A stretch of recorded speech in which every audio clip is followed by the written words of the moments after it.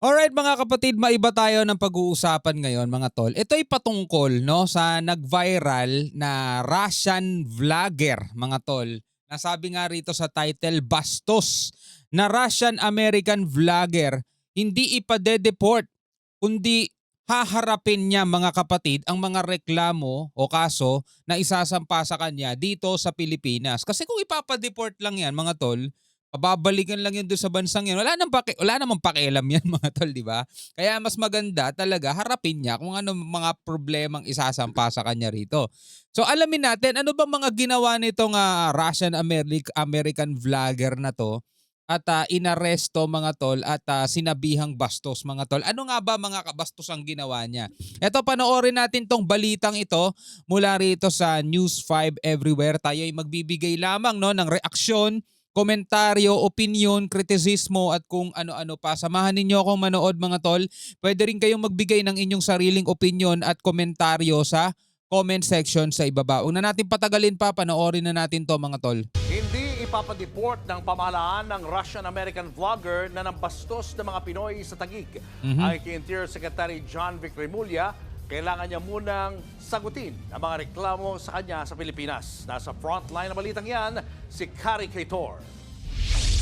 Pumalakpak pa ang Russian-American vlogger na si Vitaly Zdorovetsky nang ipanood ng Department of the Interior and Local Government ang mga video niya ng pambabastos sa mga Pilipino.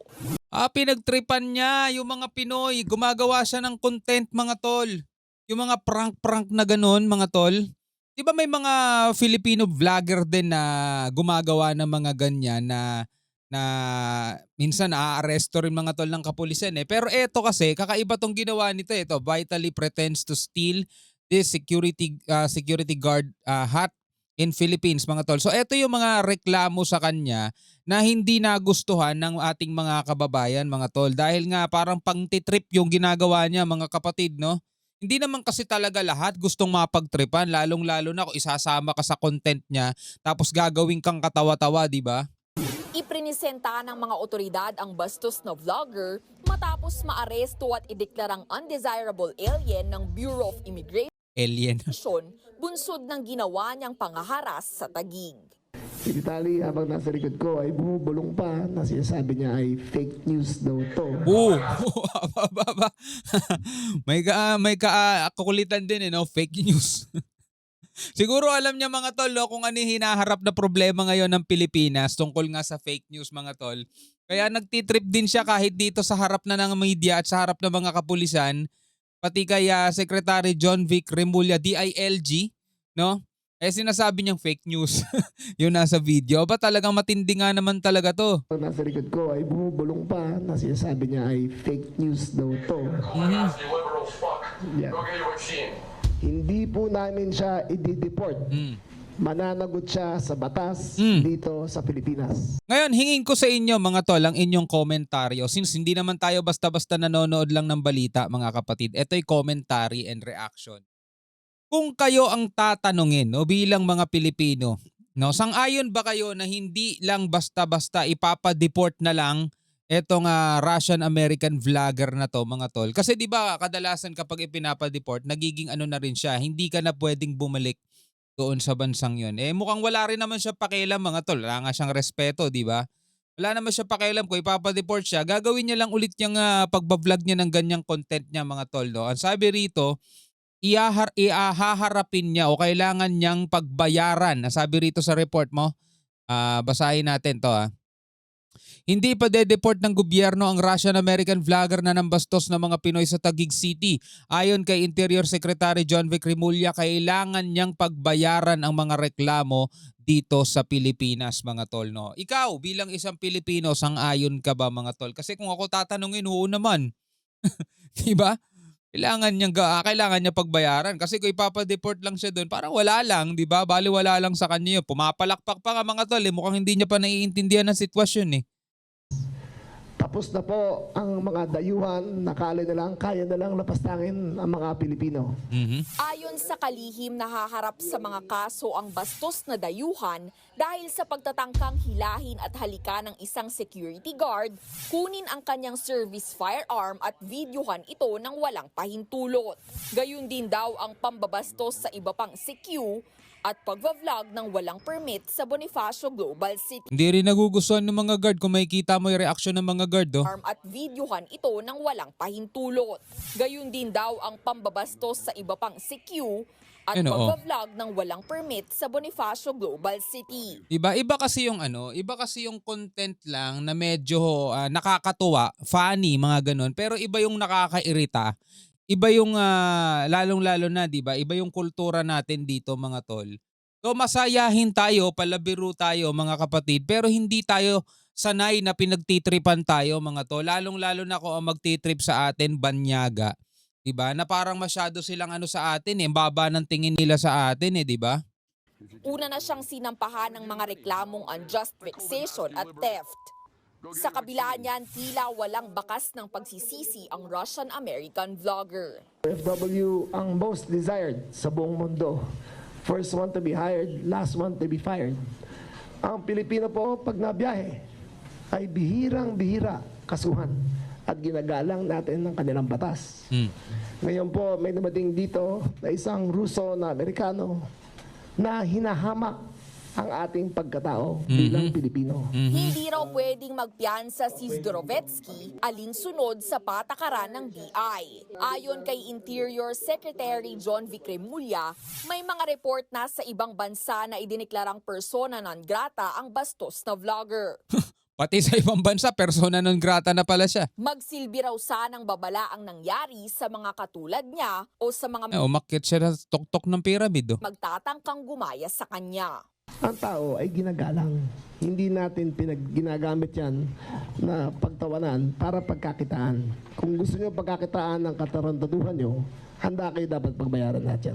Kasunod nito, nananawagan si Remulla sa Kongreso na higpitan pa ang batas laban sa cyber libel para magtanda ang mga dayuhan at maging lokal na vlogger. Dapat yun ang cyber libel crime natin na i-modify pa. Hindi conservative masyado ang interpretation. Dapat to kung pakitang at the expense of others. Pero delikado rin yun, mga tol, yung about dito sa cyber libel. Kasi sinasamantala yan ng iba, mga kapatid, masyadong madamdamin. Hindi sa nilalahat, mga tol, pero masyadong madamdamin. Ayaw makarinig ng kritisismo, ayaw makarinig ng pagpuna, mga kapatid. No? Masasampahan ka agad ng cyber libel. No? So dapat kung imo-modify, kung aayusin yung batas na yon, dapat maging makatarungan din naman, no, yung magiging hatol.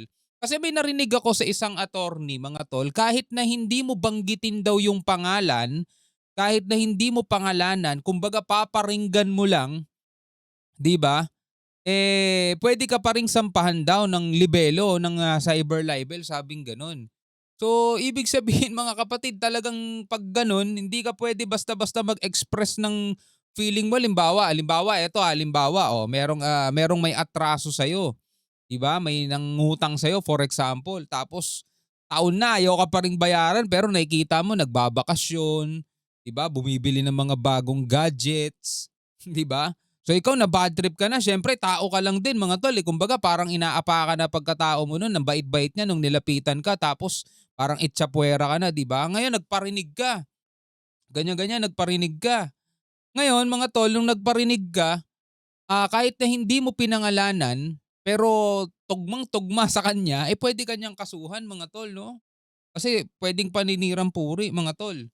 Pero syempre, pag nagharap yun sa korte, anong ebidensya mong ikaw yan? Kasi sabihin niya, ako lang naman nangutang sa'yo eh. Yari tayo dyan. Kaya kailangan kung imo-modify yan, dapat maging makatarungan, no? Kumbaga patas sa lahat, mga tol. Diba? Ganon din sa mga politiko, mga kapatid. Alam ko may mga ibang mga vlogger na nasampahan na ng kaso na cyber libel dahil sa pagpuna sa mga ginagawa ng ibang mga nakaupo sa posisyon. Dapat pag public servant ka, open ka dapat sa mga kritisismo. Dapat hindi ka balat sibuyas. Diba? Dapat open ka sa mga sa'yo, mga tirada sa'yo. 'Diba? Pero wag naman dun sa aabot na sa pine-personal ka na. Kumbaga wala nang kinalaman sa tungkulin mo. Kumbaga dinadamay na pamilya mo, ganyan-ganyan, inaakusahan kang may kabit. Yung mga ganung mga bagay, mga tol, yun. Siguro yun, pwede mo pang isang pang lebelo. Pero kung pagpuna lang naman sa mga desisyon mo, sa trabaho mo, dapat di sila mga pusong mamon, balat sibuyas di ba? Pero balik tayo rito mga kapatid. No, dito nga sa Amerikanong Ruso na vlogger mga tol, no. Nakakapikon nga naman din talaga yung kanyang mga ginagawa at pwede naman siyang mag-content. Tayong na mga Pilipino, open tayo sa ganyan lalong-lalo na halos karamihan vlogger na, 'di ba? Naiintindihan natin yung mga ganyan, pero dapat marunong siya munang makisama mga tol. Hindi yung basta-basta na lang pagtitripan niya. Well, gano'n naman ata talaga content niya. Kaya nga sa maraming bansa na-declare na siya persona non grata. Ibig sabihin, di na siya pwedeng bumalik dun sa bansang yun. Pinapaliit nito ang mundo niya no? At the expense of Filipinos, at the expense of everyone's dignity, ay pinagkakakitaan nila, ay dapat panagutan naman nila. Patuloy namang tinutugis ng mga otoridad ang Pilipino umanong cameraman ng vlogger. Aba. Nagbabalita mula sa Aba. Anyway, bilang isang Pilipino, ano ang masasabi mo rito mga kapatid? Comment ka na lamang sa ibaba. Hanggang sa muli, ako nga pala si Shobaldi. Peace out.